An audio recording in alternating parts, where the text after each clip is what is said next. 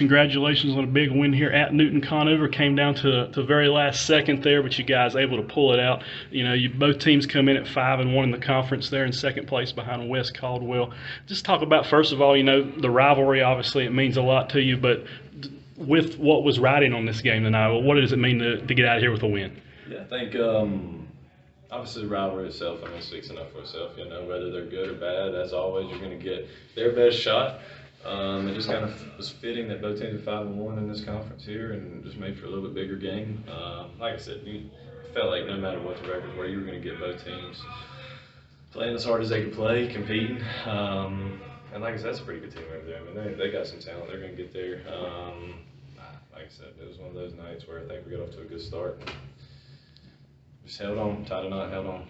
Yeah, they have some height that can pose some problems inside for you. Raheem was held scoreless in the first half. He came out with 8 in the second half. He had a big block late, some big defensive plays. So just talk about the way he was able to impact the game there late. It's almost wild because, like I said, I was telling my coaches, I literally coach Raheem probably harder than I do any other kid. I'm talking. He gets it. He just gets up and keeps going. And I at times forget he's a sophomore. So he goes through those stretches sometimes where he gets, he goes through dry spells just like anybody, but just teaching him the game, like I said, he's a sophomore. He's only played varsity basketball for a year. He's played well above expectations, but I almost treat him like he's a senior just because I feel like I should expect that out of him. But with that being said, obviously, he just had to get on him a little bit at halftime, obviously make sure he's demanding the basketball in there, finding his touches, because he's got to touch the ball. I feel like early he was forcing it. He's got to understand that when you put up numbers like he does, he's going to be a lot of people's main focus. So he's got to find other ways to get others involved, and sometimes get it, post up, kick it out, get it back, repost.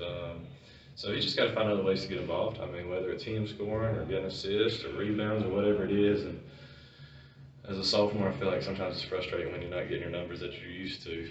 And that's just a growing pain that we're going to get over with him. Yeah, you have a freshman, Mays, who stepped up with 7 points there in the first half.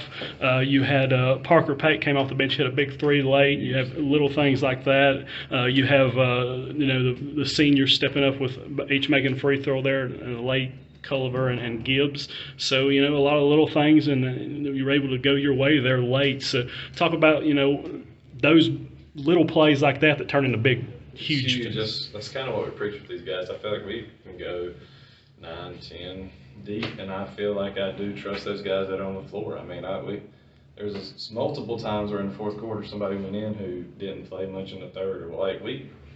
Everybody's kind of got a role in this team.